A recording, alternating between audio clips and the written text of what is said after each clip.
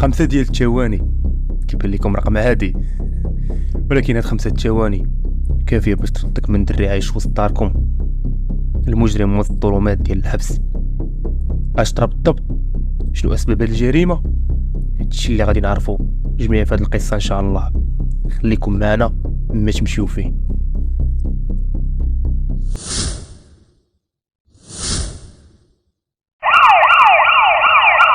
اواخر التسعينات مدينه سفروك تهتز على جريمه قتل قل ما يقال عليها انها بشعه. جريمه اللي راح الضحيه ديالها دري في العمر ديالو 9 سنوات.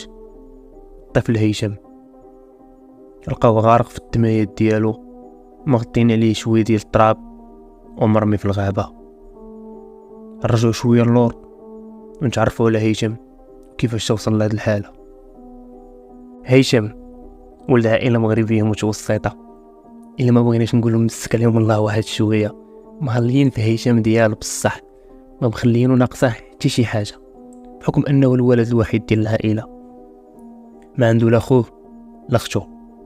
الاب ديال هيثم كينتمي للسلك ديال التعليم، اي انه معلم، والام ديال هيثم ربة بيت. العائله الصغيره كتعيش حياه عاديه بحالهم بحال كاع العائلات المغربيه، حتى لواحد الصباح غادي ينصدم الاب ديالو بالانتقال اللي جاه، الانتقال اللي غادي يحولهم من مدينه الدار البيضاء اللي مستقرين فيها الى مدينه سفرو، انتقال اللي غادي يبدل لهم حياتهم 180 درجه. علاش غادي تبدل لهم حياتهم؟ هادشي اللي غادي نعرفو دابا نيت. الدرب اللي انتقلت ليه العائله ديال هيثم كان درب شعبي، بحكم ان المدرسه قريبه ليه. هادشي كان من الاختيار ديال الاب ديالو باش يبقى قريب ديما للدار. هيثم ولا الصباح كيمشي كيقرا في المدرسه، عشيه كيرجع كيبقى واقف في باب ديال الدار كيكتشف الحومه الجديده اللي سكنوا فيها، الحومه اللي ما كيعرف فيها حتى شي واحد. بقى على نفس الحال، كيمشي الصباح للمدرسه، العشيه كيرجع كيبقى واقف في باب الدار لمده اسبوع. حتى واحد النهار كيتوس عبيقه اللي ساكن وراهم، عبيقه اللي ولد عائله فقيره، ولا نقدروا نقولوا شي حاجه عتبات الفقر، بحكم ان باه سكيري وديما كيفلح خمو. حتى واحد النهار هرب عليهم باه وخلى مو عبيقه وحلف عبيقه و3 ديال خوتو، كثر عليها الشغل وما كاينش اللي يصرف عليهم، اضطرات انها تخرج تخدم في الديور في اي حاجه باش تصرف عليهم. هادشي اللي خلى المجال لعبيقه محلول انه يتبلى ويعرف جميع انواع المخدرات، اي حاجه تطيح لكم على بالكم عبيقه كيدير. رجعوا شويه باللور، عبيقه فاش دازت محدا هيثم، بحكم ان عبيقه زعيمي قرر انه يعرف شكون هاد الدري اللي قريب ليه في السن وكيبان لاباس عليه سكن في الحومه ديالو. قرب عند هيثم وسلم عليه. هيثم بحكم انه ما كيعرف حتى شي واحد سلم عليه حتى هو، وبداو كيديو يجيبوا في الهضره كيتعرفوا على بعضياتهم.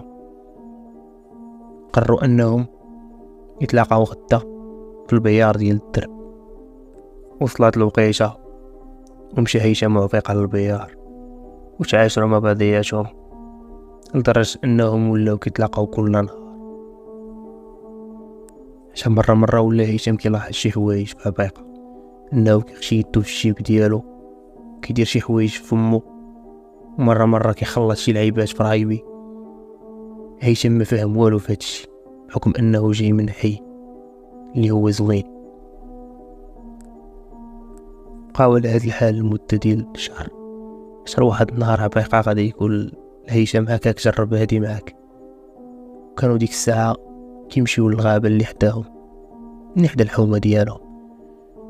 عبيقه بحال بزز على هيثم يجرب داك الشيء. هيثم بحكم انه والديه موصينو ما يديرش اي حاجه وما ياخذش اي حاجه من عند اي واحد، ما تاقش في عبيقه. هادشي اللي اثر سلبا على عبيقه وعصبو بحكم انه ديك الساعه كان معجن. زيدو في الهضره، هيثم دفع عبيقه وبغى يمشي في حالو. عبيقه هز حجره ضربو بها الراس خلاه غارق في دمو. حكم أنها بقيقة كان معجن، مقدرش يتحكم في راسو، معرف راسو شنو كيدير. مشات ثواني تبدل البقيقة حياتو، ورا ما طرا داكشي اللي طرا البقيقة شاف صاحبو هيثم مبقاش كيتحرك ومبقاش كيتنفس وكامل دمايات. بدا كيستوعب اش واقع، بالسربة خطاه بشوية ديال التراب وهز الحجر اللي ضربو بيها وهرب جريه وحده للدار. رجع كيشري قمو في الدار، بدا كيبكي وكيعاود ليها وقال لي انا غادي نهرب.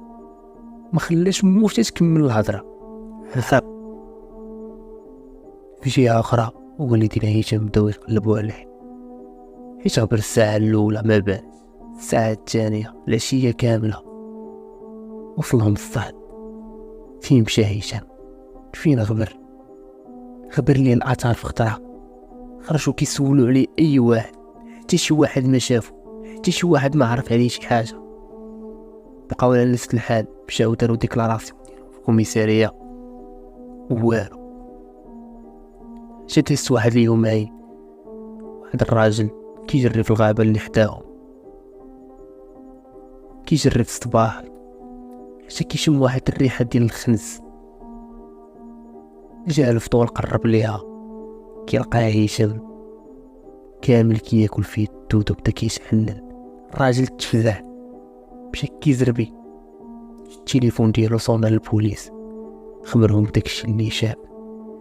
دغيا الخبار راجت، تجمعوا الناس، جاو رجال الامن عيطوا لامور، هزوا الجثه اللي بقات من هشام داوها المستوى. هنا بالضبط غادي تبدا قصه اخرى، بحكم ان مدينه صفرو في ديك الوقيته جا ليها كوميسير جديد، كوميسير اللي نقدروا نسميو عليه الكوميسير المنحوس، حيت المدينه صفرو ممولفاش هاد القضايا د القتل، خصوصا الدراري الصغار. هادشي اللي غادي يدير ضغط على داك الكوميسير مسكين، خصو يبين الخدمه الرؤساء ديالو. خرج نطا امر الدوريه باش يقلبوا على اللي قتل، خرجوا رجال الامن كيقلبوا زنقه بزنقه درب.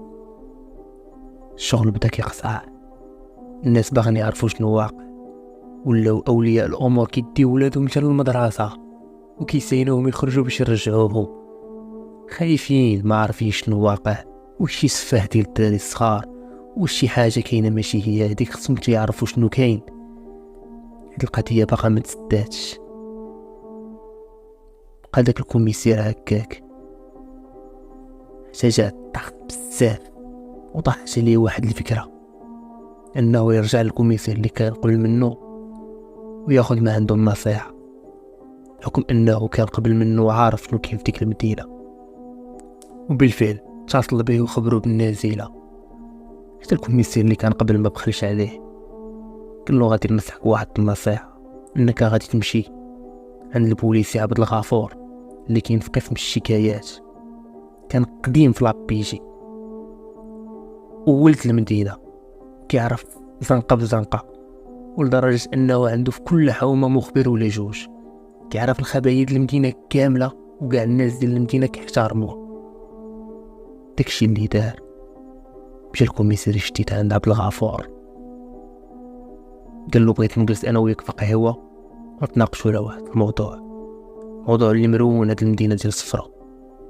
قال له بغيتك انت بالضبط تولي لي بهاد القضيه هادي وتحل لي اللغز ديال هاد القضيه، حيت راني غا. جاوبوا البوليسي عبد الغفور وقال له مرحبا، غادي نتولى لك هاد القضيه وندير كل ما بجهدي باش نحلوها في اقرب وقت. قال له ولكن غنطلب منك دابا تمشي معايا للحومه ديال الضحيه. بالفعل مشاو للحومه الضحيه، واول ما وصلوا تفاجئوا بالناس والرجال ديال الحومه عوالين يديروا مظاهره. الكوميسير عارف بان ديك المظاهره غادي تزيد دير عليه الضغط وغتخلي الرؤساء ديالو يزيدوا يضغطوا عليه. فتدخل عبد الغفور بحكم انه هو د المدينه وكيحترموه الناس د المدينه، مشى عند بوب الضحيه ودوا معاه، وكانوا مع الرجال ديال المدينه. خبرهم وقال لهم بلي الكوميسير يلاه جا جديد وكيدير كل ما بجهدو باش يحل لهم القضيه، وان شاء الله عبد الغفور براسو غادي يتكلف بهاد القضيه، وعدهم بلي غادي يحلها في اقرب وقت. داكشي اللي كاين. رجع البوليسي عبد الغفور والكوميسير القهوة، خلى الكوميسير جالس في القهوة، قال له انا نمشي ندير شي تحريات ديالي ونجي. داكشي اللي كاين. خرج عبد الغفور ركب في الطوموبيل ديالو، صد ديك الحومه، مشى عند المخبر الاول ديالو كيسولو والو، اللي تلاقاه كيسولو. بقى النهار كامل مدة 3 سوايع هكاك هو كيقلب يسول هذا ويرجع هذا. امتى اخر مره شافو هيثم؟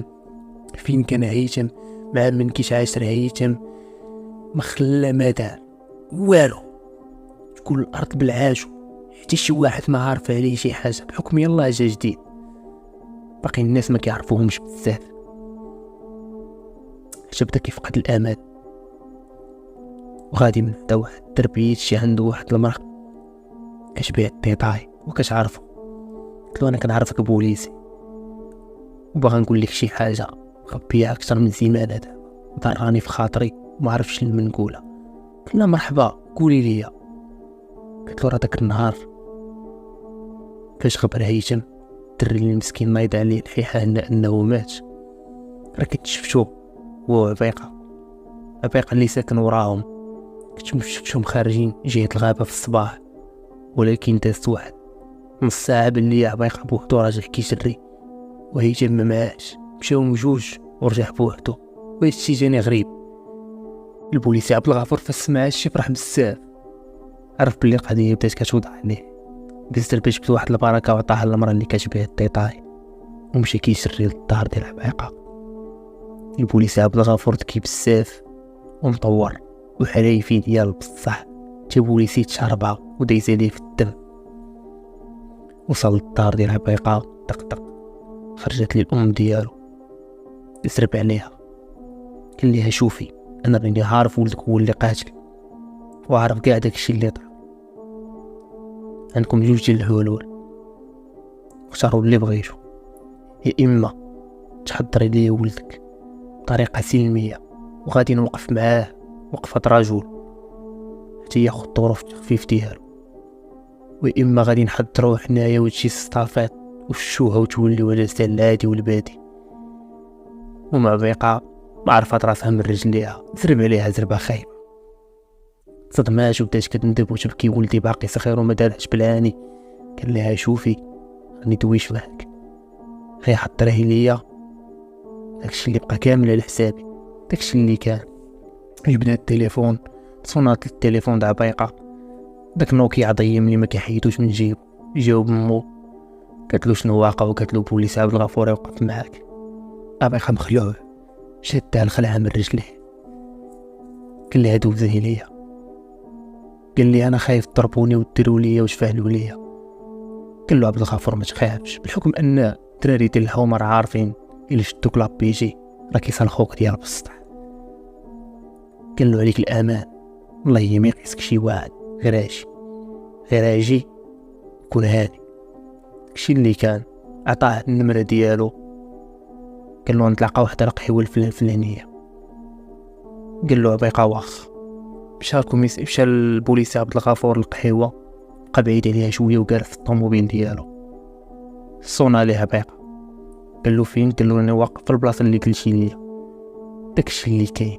كيطلع عليه من بعيد عبد الغفور، قال له شنو لابس، عطاه المواصفات ديال داكشي اللي لابس، تاكد باللي هو. وقف عليه في الطوموبيل ديالو، هبط. قال له طلعوا وباش نرجعوا شويه اللور. الكوميسير هادشي كامل راه باقي جالس في القهوه، في القهوه اللي تلاقى فيها مع عبد الغفور في الاول، حيت عبد الغفور حل القضيه في طرف 4 سوايع.